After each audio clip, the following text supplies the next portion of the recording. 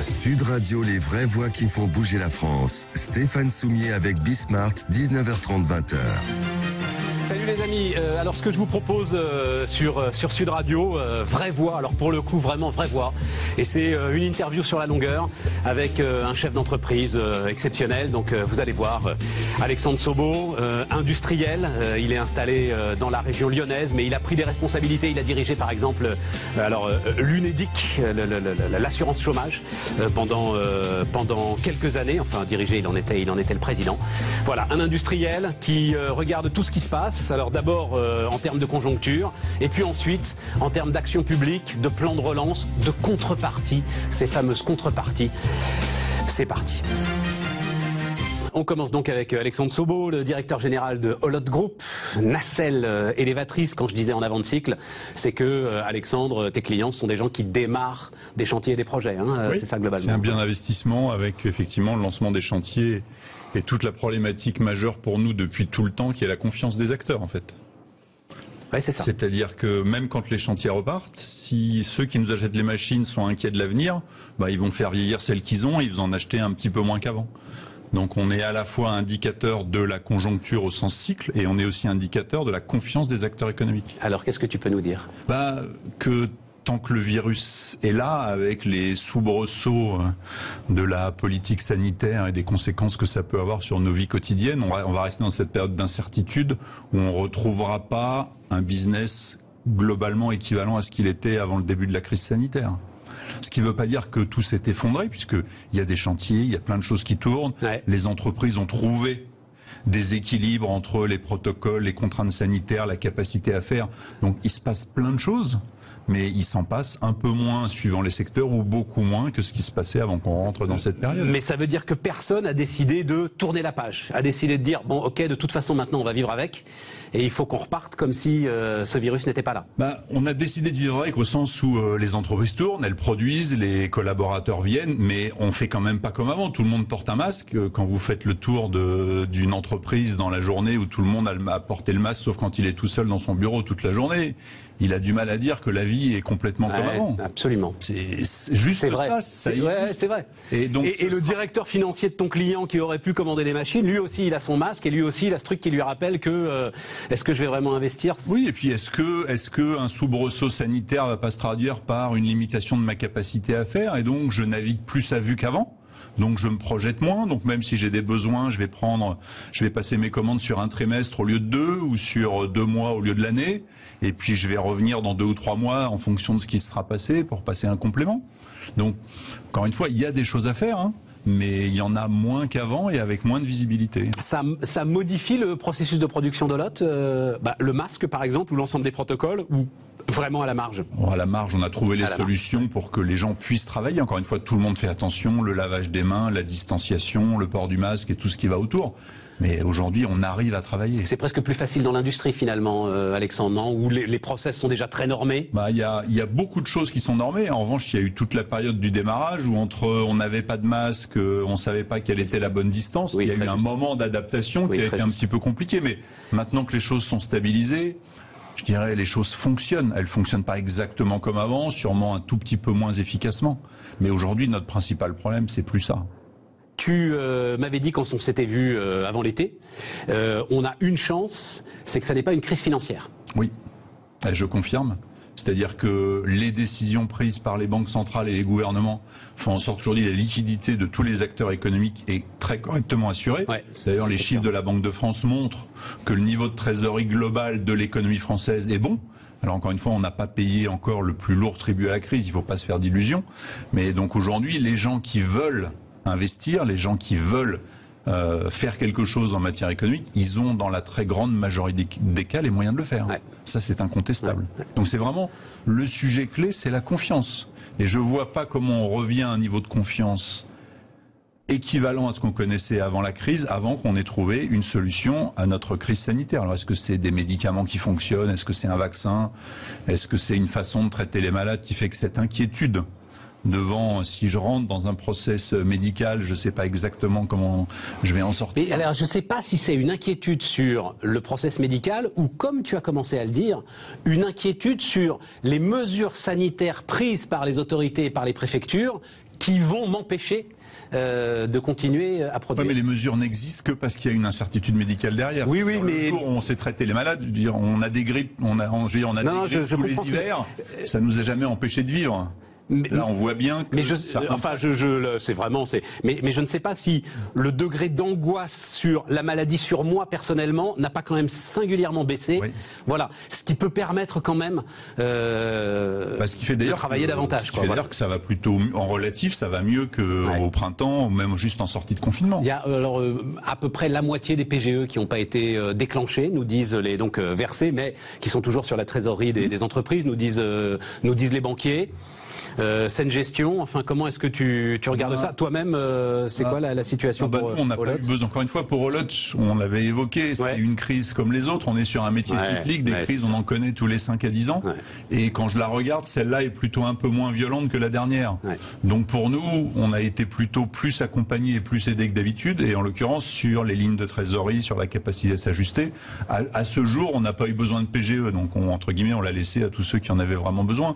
Et dans un environnement incertain, il est de bonne gestion, quand on n'a pas la marge de manœuvre que Olot s'est constituée ces dernières années, de prendre son PGE pour être serein par rapport aux aléas qui peuvent venir. Ouais. Encore une fois, jusqu'à la fin de l'incertitude, pour moi, c'est de bonne gestion et il ne faut pas s'étonner que tout n'ait pas été dépensé. Tout à fait. C'est incertitude égale je veux des marges de manœuvre et le premier sujet qui préoccupe une entreprise, c'est sa liquidité. Donc, Comment tu regardes alors, j'ai appelé le sujet relance et contrepartie. Parce que c'est une espèce de permanence quand même de notre cher et vieux pays, Alexandre. Relance et contrepartie. Non mais on marche sur la tête. Relance, tout ce que fait le gouvernement et qui va incontestablement dans le bon sens. On pourrait regarder en détail tel guichet, telle opération, mais globalement, on a pris la mesure des difficultés et on a pris un certain nombre de décisions pour aider l'économie à repartir. Mais je veux dire, c'est pas les mesures pour les entreprises qui appellent des contreparties. C'est les mesures pour les entreprises qui sont les contreparties de la décision de l'État d'arrêter l'économie pendant 2 mois. Et donc c'est la seule façon qu'on a d'assurer dans la durée que les séquelles de cette crise ne seront pas dévastatrices pour notre économie, pour nos entreprises et donc in fine pour l'emploi. Donc il faut vraiment pas mettre le sujet à l'envers là. Je suis un tout petit peu inquiet d'ailleurs de temps en temps. Parce que cette histoire de contrepartie peut finalement tuer l'effet du plan qu'on est en train de mettre en place. Vous avez identifié un projet que vous n'arrivez pas à mener, que l'État est prêt à soutenir parce qu'il a une contribution sur l'innovation, sur la relocalisation d'activités en France ou sur la lutte contre le réchauffement climatique. Vous soumettez. Si, dans le cadre de l'instruction de ce dossier, on vous demande une pile comme ça de choses à faire en plus, à un moment, vous allez juste refermer le dossier parce que c'est pas possible. Ouais, c'est ça. Et donc, on est en France. Et donc, ça veut dire... Non, mais ça, c'est super important, Alexandre. Super important. Ça va être ma quête des prochaines semaines. C'est que le gouvernement a lancé un chiffre magique 100 milliards. Oui. Bon, où sont les tuyaux? C'est-à-dire... Alors, vas-y. Le chef d'entreprise, ils sont où les 100 milliards là? Comment est-ce que moi je les attrape? C'est tout le sujet. Il y a une partie, il y a 4 morceaux dans ce plan. Il y a la partie qui est la cohésion sociale, qui en fait dans lequel ils ont mis un certain nombre de soutiens à des publics en difficulté. C'est pas notre sujet des entreprises. Après, il y a 2 sujets qui sont relativement naturels et qui fonctionnent. C'est tout ce qui va être le chômage partiel de courte et de longue durée d'un côté, dont on va parler, et la baisse des impôts de production de l'autre, qui sont des dispositifs, je dirais, quasi automatiques. Les guichets sont connus, les gens qui en avaient besoin d'un côté pourront l'utiliser, et la baisse des impôts de production, si elle est votée, votre avis d'imposition va baisser. Donc tout ça, ça fonctionne. Et au milieu, vous avez 40, 50 milliards qui sont des soutiens à projets. Et là, effectivement, il faut avoir un projet. C'est ça. Et il faut le soumettre au bon endroit, dans le bon cadre, et avoir un accord. Et évidemment, avec l'accord viendra l'argent correspondant. Et donc là aussi, on peut débattre à l'infini, mais finalement, la contrepartie de cet argent, c'est juste de réaliser le projet. C'est-à-dire que c'est quelque chose qui ne serait sans doute pas produit sans le soutien du gouvernement, parce qu'il a été travaillé avec les industriels plutôt bien ciblés sur des secteurs ou des endroits où on n'arrivait pas à faire dans le cadre existant. Mais la contrepartie, c'est juste le projet. Donc, ouvrir un débat sur les contreparties, j'avoue que l'industriel que je suis est souvent un tout petit peu étonné. Parce qu'on ne te fait pas confiance. Non, mais ça... Parce qu'on ne fait pas confiance aux entreprises. C'est pas, on fait pas confiance, il y a toujours ce doute, il y a peut-être de temps en temps cette méconnaissance du fonctionnement de l'économie, de la réalité de la très grande majorité de nos entreprises françaises qui sont ancrées dans leur territoire, responsables, qui ont qu'un seul objectif, c'est un, survivre et deux, de se développer. On leur dit il y a des choses que vous n'arriviez pas à faire, on vous donne une opportunité de le faire, elles vont regarder si c'est possible, et puis elles vont y aller. Et puis si c'est trop compliqué, si ça met trop de temps, s'il faut remplir trop de dossiers, il y a tout un tas de gens qui poseront le crayon. Alexandre, on s'arrête un instant, on marque une pause et on se retrouve donc sur Sud Radio dans quelques minutes. Alexandre Sobo, le patron du groupe Olot. Sud Radio, les vraies voix qui font bouger la France. Stéphane Soumier avec Bismart, 19h30, 20h. Alexandre Sobo, le patron du groupe Olot sur Bismart. Alors, justement, on a parlé, et alors tu as dirigé l'UNEDIC pendant combien de temps ? Pendant 2 ans. Présidé, elle avait un directeur général. Elle avait un directeur général, tu as présidé l'UNEDIC pendant 2 ans. Le sujet, alors justement, politique de l'emploi, moi c'est un sujet qui m'intéresse, donc on a des acronymes un peu dans tous les sens, activité partielle de longue durée, accord de performance collective. Tiens, commençons par le sujet des accords de performance collective. Là encore, Alexandre, je suppose que tu as eu besoin tu rentres dans des négociations particulières autour de ça Nous, chez Olot, non. Parce qu'on avait déjà fait beaucoup de choses, on avait trouvé plein de solutions, on a un dialogue social qui est régulier. Donc aujourd'hui, je pense qu'on avait défini un cadre qui nous permet de fonctionner, ce qui ne veut pas dire qu'avec le retour des incertitudes, il ne va pas falloir procéder à certains ajustements, mais ça prendra le temps qu'il faut. L'idée de l'accord de performance collective, c'est l'idée que par le dialogue social dans l'entreprise, quand un certain nombre de règles ne permettent pas de faire des choses, ne permettent pas de rendre l'entreprise compétitive ou suffisamment réactive pour traiter certains sujets, on peut, dans le respect de certains grands principes, adapter les règles par accord pour que, au lieu de ne pas faire, on puisse quand même faire quelque chose. Ouais. C'est ça l'idée générale. Alors, bien sûr, ça a été mentionné dans des entreprises plutôt en difficulté avec des messages qui, à mon avis, sont là non plus pas le cœur du dispositif, mais qui permettent à un moment, face à une crise, d'apporter une autre réponse que celle qu'on a apportée pendant des années en France, qui est le PSE et la fermeture d'activité. Alors, il faut savoir ce qu'on veut. À un moment donné, l'industrie s'inscrit dans le temps long. Si on veut qu'au moment où l'économie repart, on en profite pleinement, il faut limiter au maximum les destructions de capacités et garder les compétences. Et ces outils, que ce soit l'accord de performance collective d'un côté, le chômage partiel de longue durée de l'autre, absolument. Encore une fois, bien utilisés, discuter dans les entreprises ou dans les branches, suivant l'outil et ce qu'on utilise, c'est une façon de trouver sur le terrain la meilleure solution pour assurer la pérennité de l'entreprise à court terme et détruire le moins de capacité de production pour que, quand on sortira de cette période, parce que je suis un grand optimiste, mais on en sortira. Ah bah oui, non mais il n'y a pas de doute. Bien sûr, oui, mais dans un délai raisonnable. Et l'idée, c'est qu'on dans un délai raisonnable, oui. Avec le moins de dégâts possible. Parce que si on se reporte 10 ans en arrière, la crise de 2009, elle a fait énormément de dégâts sur le tissu industriel parce que, faute de ces outils, faute aussi de la réaction rapide de la partie monétaire, Banque centrale, État, il y a eu beaucoup de dégâts sur le tissu productif et tout ce qui a été détruit à ce moment-là, ça nous a manqué en 2016-2017 quand l'activité est repartie. Et donc vraiment, un des combats qu'on a mené à France Industrie là-dessus, c'est de convaincre tout notre écosystème que tous ces outils, les gens s'en saisiraient à chaque fois que c'est possible et que ça limiterait au maximum la destruction de capacités productives liées à la crise. Et en plus, on a tout le plan de relance avec un certain nombre d'outils pour permettre, en plus sur des sujets nouveaux, sur des sujets qu'on ne savait pas bien faire, peut-être de localiser en plus de nouvelles activités. Tu penses à quoi là par exemple ? Les guichets sur l'environnement, sur l'innovation, il y a quand même des schémas d'aide, il y a Bruxelles qui a assoupli ses règles de de minimis et de soutien aux entreprises, donc il y a beaucoup plus de choses qui sont possibles qu'il y a 4-5 ans. Maintenant, à nous de le faire fonctionner en bonne intelligence avec l'État pour que les entreprises qui en ont vraiment besoin puissent soumettre dans des délais courts les dossiers et puis que... Non, et puis il y a un élément que je trouve très important et dont on ne parle pas assez dans ces accords de performance collective, qui était déjà d'ailleurs aussi au cœur des réformes pénicaux, c'est que ça force au dialogue social. Ah oui, ça... C'est que le chef d'entreprise, il n'a plus le choix finalement, parce que c'est parfois lui qui est un frein au dialogue social. Mais mon expérience quand même, c'est que le dialogue social, il ne s'improvise pas. Ouais.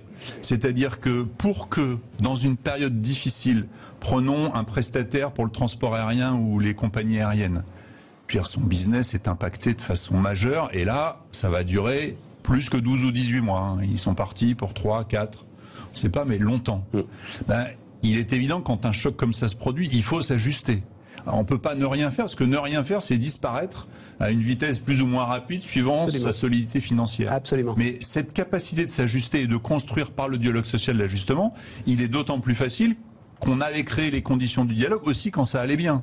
Et qu'on a pris l'habitude de se parler, de partager de la stratégie, de partager les risques, d'évoquer les schémas d'ajustement, etc.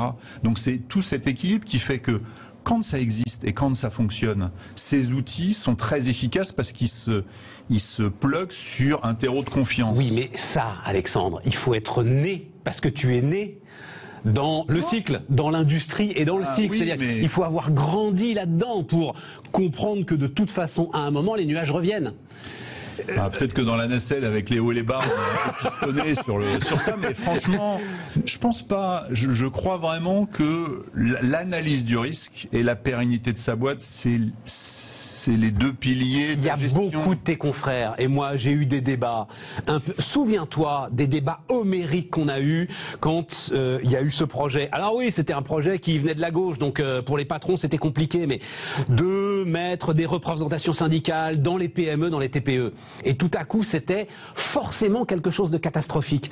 Il y a beaucoup de tes confrères qui considèrent encore le dialogue social comme une sorte de mal nécessaire ou pas nécessaire. Là, moi ce que je trouve incroyable, c'est qu'effectivement, tu es face au choc et t'as pas le choix, tu es obligé de mettre tout le monde autour de la table et de dire regardez les livres, les gars, et on va faire ça ensemble. Non, je pense qu'il faut faire la distinction entre le dialogue social, c'est-à-dire est-ce que j'ai envie de discuter avec un représentant syndical qui effectivement dans des entreprises, en particulier les petites, suscite encore de la réticence, voire de la résistance, parce que l'image d'un certain nombre de syndicats, le comportement aussi parfois, encore une fois, personne n'est irréprochable, mais suscite une inquiétude. Et justement, cette inquiétude, elle est, est-ce que si je discute avec quelqu'un qui n'aura plus la même préoccupation que moi, qui est l'intérêt de l'entreprise et sa pérennité, est possible.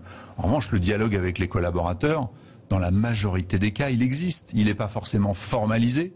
Il prend pas toujours une forme organisée avec des vraies présentations. D'accord. Là, ça prend une forme organisée. Oui, là, on est c'est obligé. Mais en même temps, comme on va modifier des éléments du contrat de travail, comme on va déroger à un certain nombre de règles pour survivre, pour se développer, pour être plus flexible ou plus réactif, c'est normal.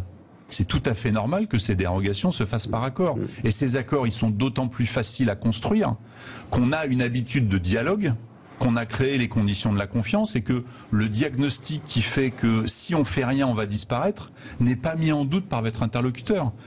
La base du dialogue social, que ce soit avec des organisations syndicales, et je pense que le plus c'est possible, le mieux, parce que on a un dialogue organisé, on a des interlocuteurs responsables, formés, forcément c'est plus facile. Mais dans certaines circonstances, ça suscite des réticences et il faut les prendre en compte. Mais ce dialogue, il est possible à partir du moment où on partage une chose, c'est que le plus important, c'est la pérennité de l'entreprise. Et que des deux côtés de la table, on est prêt à faire les efforts pour que ce soit assuré et qu'on n'a aucun doute sur la volonté de l'autre côté d'y arriver.